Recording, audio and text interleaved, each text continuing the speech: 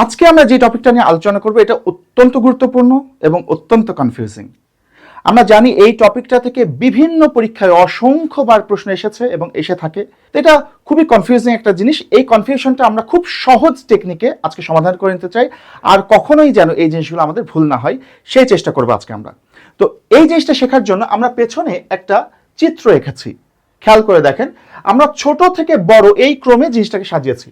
প্রথমে লিখেছি ধ্বনি, সবচাইতে ছোট জিনিস, তারপরে শব্দ ধ্বনির চাইতে বড়, তারপরে বাক্য শব্দের চাইতে বড়, তারপরে ভাষা এটা বাক্যের চাইতে বড়। তাহলে আমরা ছোট থেকে বড় সাজিয়েছি, ধ্বনি, শব্দ, বাক্য, ভাষা। ওকে, এখন আমরা এখানে করতে চাই কি, আমরা এখানে লিখতে চাই একটু, আমরা উপরে লিখতে চাই উপাদান বা ক্ষুদ্রতম একক, উপাদান বা ক্ষুদ্রতম একক, আর নিচে লিখতে চাই উপকরণ বা একক। ওকে, খুব মন দিয়ে খেয়াল করেন, ভাষা, বাক্য বা শব্দ যে কোনো কিছুর উপাদান বা ক্ষুদ্রতম একক যদি জানতে চাই, উপাদান বা ক্ষুদ্রতম একক এই দুইটা জিনিস থাকলে তার উত্তর সব সময় হবে ধ্বনি। অর্থাৎ ভাষার উপাদান বা ক্ষুদ্রতম একক ধ্বনি, বাক্যের উপাদান বা ক্ষুদ্রতম একক ধ্বনি, শব্দের উপাদান বা ক্ষুদ্রতম একক ধ্বনি। উপাদান বা ক্ষুদ্রতম একক এই কথাটা বললেই তার উত্তর সব সময় হবে ধ্বনি, ঠিক আছে।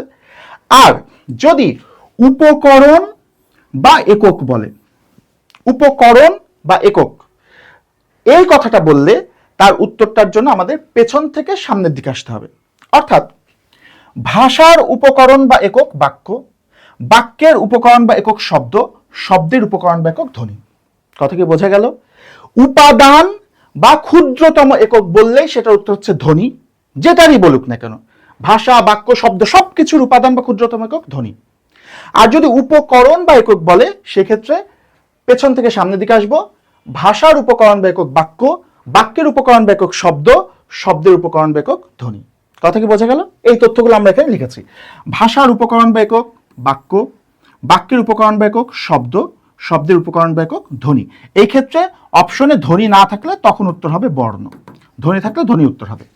আর এখানে দেখেন, ভাষার উপাদান বা ক্ষুদ্রতম একক ধ্বনি, বাক্যের উপাদান বা ক্ষুদ্রতম একক ধ্বনি, শব্দের উপাদান বা ক্ষুদ্রতম একক ধ্বনি। কথা ক্লিয়ার? এখন এই টপিকটা থেকে বিগত সালগুলোতে অসংখ্য প্রশ্ন এসেছে বিভিন্ন পরীক্ষায়, তার মধ্যে থেকে কয়েকটি প্রশ্ন আমি বাছাই করেছি, সেই প্রশ্নগুলো একটু সমাধান করা যাক। চলুন খেয়াল করেন, 1 নম্বর যে প্রশ্নটি নিয়েছি, ভাষার ক্ষুদ্রতম একক কোনটি, এটি 32তম বিসিএসে এসেছে। বাক্যের ক্ষুদ্রতম একক কোনটি, 18তম বিসিএসে এসেছে। ভাষার মূল উপাদান কি, 15তম শিক্ষক নিবন্ধন 18 সালে। শব্দের ক্ষুদ্রতম অংশকে কি বলা হয়, প্রাথমিক বিদ্যালয়ে সহকারী শিক্ষক নিয়োগে 23 সালে এসেছে। বাক্যের ক্ষুদ্রাংশকে কি বলে, 17তম শিক্ষক নিবন্ধন 22 সালে এসেছে। ভাষার মূল উপকরণ কি, প্রাথমিক বিদ্যালয়ের সহকারী শিক্ষক নিয়োগ 19 সালে এসেছে। আমরা এই সবগুলোর সমাধান করব। খেয়াল করেন, ভাষার ক্ষুদ্রতম একক, এই যে ক্ষুদ্রতম আছে, আমরা বলেছি ক্ষুদ্রতম একক থাকলেই সেটার উত্তর সবসময় হবে ধ্বনি। বাক্যের ক্ষুদ্রতম একক কোনটি, এই যে ক্ষুদ্রতম একক বলেছে, ক্ষুদ্রতম একক বললে সেটার উত্তর হবে কি ধ্বনি।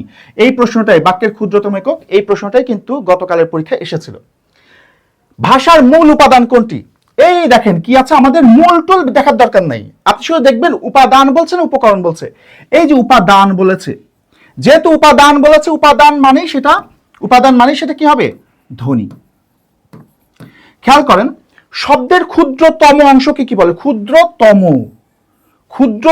বলেছে, ক্ষুদ্রতম বললেই সেটা উত্তর হবে ধ্বনি বা বর্ণ। কি হবে, ধ্বনি বা বর্ণ। বর্ণ থাকলে বর্ণ, ধ্বনি থাকলে ধ্বনি। যদি দুইটাই থাকে তাহলে সবসময় উত্তর করতে হবে ধ্বনি। কথা ঠিক আছে? বাক্যের ক্ষুদ্রাংশকে কি বলে, বাক্যের ক্ষুদ্রাংশকে কি বলে, আচ্ছা খেয়াল করেন, বাক্যের ক্ষুদ্রাংশ এখানে কিন্তু ক্ষুদ্রতম অংশ বলেনি, ক্ষুদ্রতম বলেছে, ক্ষুদ্রতম বলেনি, ক্ষুদ্রাংশ বলেছে। আমরা বলেছি ক্ষুদ্রতম বললে সবসময় উত্তর হবে ধ্বনি। কিন্তু যদি ক্ষুদ্রতম না বলে, এখানে তো ক্ষুদ্রতম বলেনি, সেই কারণে এটা কিন্তু ধ্বনি উত্তর হবে না। তাহলে বাক্যের ক্ষুদ্রাংশ, তাহলে বাক্যের আগে কোনটা ছিল আপনাদের মনে আছে? প্রথমে ছিল ভাষা, তারপরে বাক্য, তারপরে ছিল শব্দ। তার মানে বাক্যের ক্ষুদ্রাংশকে বলা হবে শব্দ। ভাষার মূল উপকরণ কি? এই মূল শব্দটার দিকে তাকানোর দরকার নেই, আপনি দেখবেন উপাদান বলছে না উপকরণ বলছে, এখানে বলছে উপকরণ। আমরা বলছি উপাদান বললে ধ্বনি, কিন্তু যেহেতু উপকরণ বলেছে তার মানে এটার উত্তর হবে বাক্য। কথাটা কি ক্লিয়ার হয়েছে? তাহলে যে কোনো কিছুর উপাদান বা ক্ষুদ্রতম একক বললে সেটা হয়ে যাবে ধ্বনি, আর যদি উপকরণ বা একক বলে তাহলে পেছন থেকে সামনের দিকে আসবো, ভাষার উপকরণ বা একক বাক্য, বাক্যের উপকরণ বা একক শব্দ, শব্দের উপকরণ বা একক ধ্বনি। আশা করি এটা আর কখনোই ভুল হবে না। আরেকটা জিনিস, এর সঙ্গে আমি আর 3টা তথ্য একটু যুক্ত করতে চাই, যেই 3টা তথ্য থেকেও পরীক্ষায় প্রশ্ন এসেছেই তো পূর্বে। চলুন সেই 3টা তথ্য একটু দেখে আসি। ওকে, খেয়াল করেন, যেই 3টা তথ্য দিতে চেয়েছিলাম, ক্ষুদ্রতম থাকলেই ধ্বনি বলেছে, কিন্তু একটা জিনিস শুধু আলাদাভাবে মনে রাখতে হবে, যদি বলে ভাষার ক্ষুদ্রতম ভাষিক একক, এই ভাষিক কথাটা যদি যুক্ত থাকে ভাষিক একক, সেক্ষেত্রে উত্তর হবে বাক্য।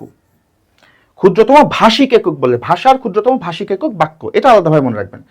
আর যদি বলে ভাষার অর্থযুক্ত ক্ষুদ্রাংশকে কি বলে, তাহলে উত্তর হবে রূপমূল। শব্দের অর্থযুক্ত ক্ষুদ্রাংশ যদি বলে, শব্দের অর্থযুক্ত ক্ষুদ্রাংশ হচ্ছে রূপ। ভাষার অর্থযুক্ত ক্ষুদ্রাংশ রূপমূল, আর শব্দের অর্থযুক্ত ক্ষুদ্রাংশ হচ্ছে রূপ। এইটুকু শুধু মনে রাখবেন। এইটুকু মনে রাখলে আমাদের এই সংক্রান্ত যত প্রশ্ন আসুক সেগুলো ইনশাল্লাহ কখনো আর ভুল হবে না।